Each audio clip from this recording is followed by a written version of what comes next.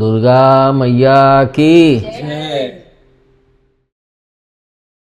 पिताजी, जैसे इसमें आपने कहा कि अगर हमें नॉनवेज खाना है तो हम बाहर जाके खा के आ जाएं या बाहर कहीं जाके या दूसरी जगह पे बना के खा लें। घर में हमें नहीं बनाना चाहिए।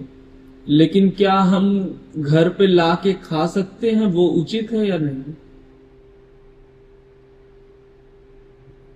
घर में मैंने इसलिए मना किया है कि कुछ चीज़ों में जैसे कहते नहीं कि जैसे हमारा अपने हृदय में हाथ धरते तो कहते हैं यहाँ धड़कन चलती है, नाड़ी पकड़ते हैं तो नाड़ी धक धक करती है।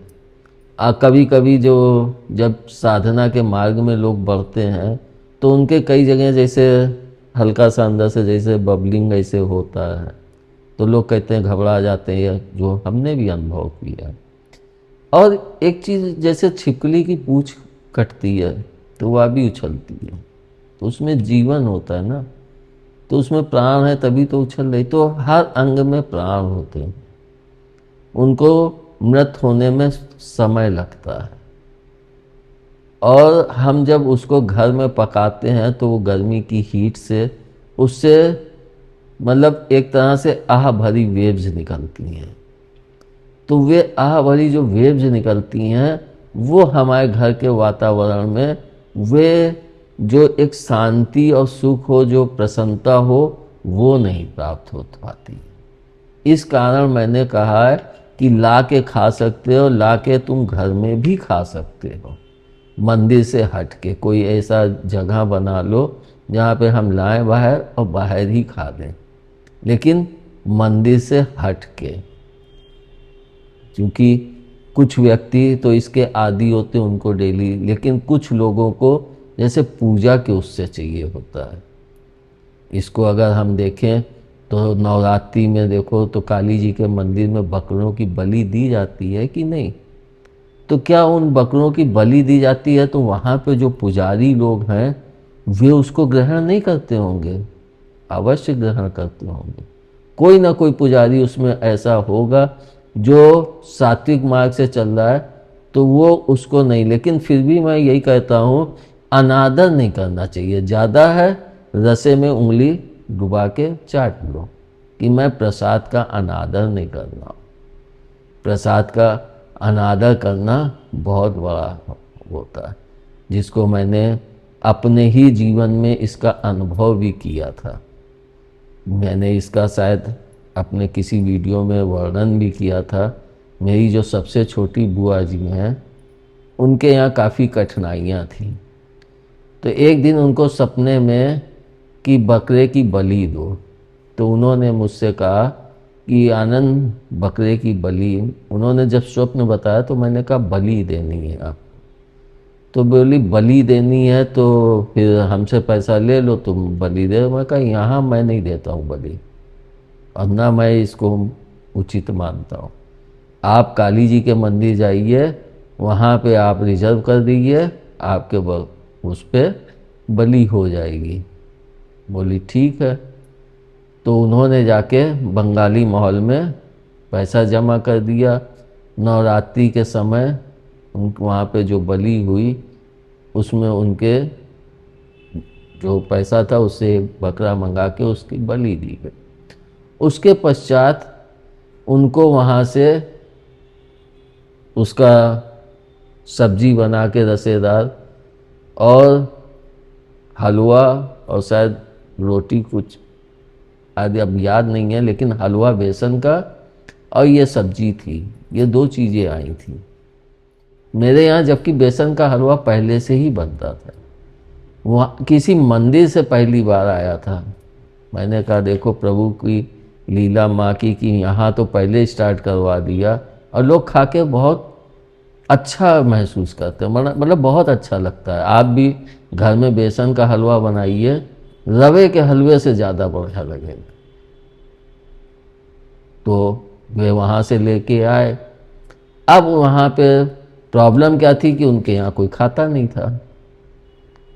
तो मेरे से बोले कि आपको आना पड़ेगा, ये कैसे करें, क्या है इसका। तब मैं वहाँ पे गया। वो शुरुआत का ही समय था मेरे। अब तो घर नहीं जाता हूँ जल्दी, पहले जा। तो वहाँ गया तो उन्होंने कहा कि आनंद, ये मैं हम लोग तो खाते नहीं, हमारे यहाँ कोई, अब प्रसाद है, इसको क्या करें कि इसका अनादर भी ना हो। तब मुझे अपनी चचेरी बहन का ध्यान आया जो इसका सेवन करती थी, करती हैं, अब भी करती होंगी। तो मैंने कहा ठीक है, आप नहीं खाओगे, लेकिन प्रसाद है, इसका अनादर मत करो, आप उंगली से चाट लो, उसके बाद मैं इसको उनको दे देता हूँ। ठीक है, उन सभी पूरे परिवार ने उंगली से उसको चाटा, और चाटने के पश्चात उसको मैंने ले जाके अपनी चचेरी बहन को दिया। वो भी खुश कि भाई जी लेके आए।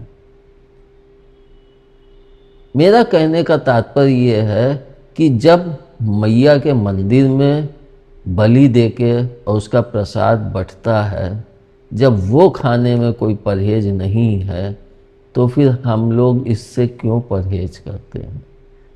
परहेज सिर्फ ये करो कि हम उसकी आह से बचें, उसकी हाय से बचें, उसके लिए हम उसको अपने घर में ना काटे पीटे।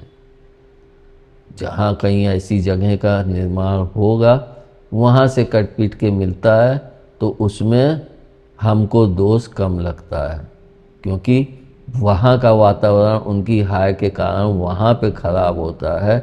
लेकिन जब हम बना बनाया लेके आते हैं तो उसमें वो चीज़ें नहीं होती, फिर वो मेरे लिए एक तरह से भोजन होता है। इसमें पिताजी जैसे नॉनवेज में तो बताया कि मतलब खा के पूजा नहीं करनी चाहिए, और नॉनवेज में जैसे आपने बताया कि हाय से बचना चाहिए। तो कुछ लोग कहते हैं कि हम नॉनवेज नहीं खाते लेकिन हम अंडा खाते हैं। हालांकि देखा जाए तो अंडा भी तो है तो मुर्गे के ही उससे, तो उसमें वो कहते हैं कि मतलब हम खाएं अंडा तो उससे कोई दिक्कत नहीं है, वो तो नॉन वेज में नहीं आता। तो क्या ऐसा भी है कि अंडा खा के हम मतलब पूजा वूजा में बैठ सकते हैं? नॉन वेज में तो आते ही है, अंडे से वो उनके बच्चे होते हैं, हाँ, नॉन वेज में आते ही है। लेकिन इसका पूरा प्रोसेस मैं नहीं जानता हूँ। कुछ लोगों के मुंह से मैंने सुना है कि वे दाना देते हैं, तो उस दाने से डेली मुर्गी एक अंडा देती है, और जो अंडे में बच्चे होते हैं वो अलग टाइम पे होता है और अलग प्रकार का अंडा होता है। उसमें कुछ जो भी परिवर्तन हो वो तो फार्म वाले ही समझ सकते हैं। तो इसके विषय में तो मुझे ज्ञान नहीं है, लेकिन नॉनवेज की श्रेणी में अंडा भी आएगा ही आएगा। उसको भी हम उसी तरह से कि पहले खाएं तो फिर बैठने से बचे। अगर हमने सुबह उसका सेवन किया है तो शाम को हाथ पैर मुंह धो के बैठ सकते हैं, क्योंकि तब तक हमारे पेट में वो हजम हो चुका होगा। लेकिन हम खा के आ रहे हैं और बैठेंगे तो हम कभी भी अच्छे से भजन नहीं कर पाएंगे। हाँ, हम कर चुके, उसके बाद मैं उठूं तो मैं आराम से खा सकता हूँ, फिर उस पर कोई रुकावट नहीं। तो सुबह खाएं और शाम की अगर पूजा करनी है तो भी हम हाथ पैर मुंह मतलब नहा कर कपड़े बदल के तभी बैठे ना? वो तो तुम्हारे ऊपर है। कुछ लोग ऐसे भी जब मंदिर में बैठते हैं ध्यान करने या पूजन करने, तो कपड़े बदल के ही बैठते हैं। वो चाहे जितने साफ खाने वाले हों कि हम ये भक्षण नहीं करते, ये भक्षण नहीं करते हैं, लेकिन जब वे पूजा के लिए बैठेंगे तो उनको उसी तरह से बैठ के पूजा करने में मज़ा आता है जिस प्रकार से उनकी आदत बन चुकी है। और यह तो हम लोग जानते ही हैं, अगर हम पैंट पहन के पलथी मार के पूजा करने बैठेंगे तो कभी भी हम ना तो सही ढंग से बैठ पाएंगे और ना हम सही ढंग से पूजा कर पाएंगे, क्योंकि आजकल पैंटें भी बहुत चपकी हुई टाइट चलती हैं।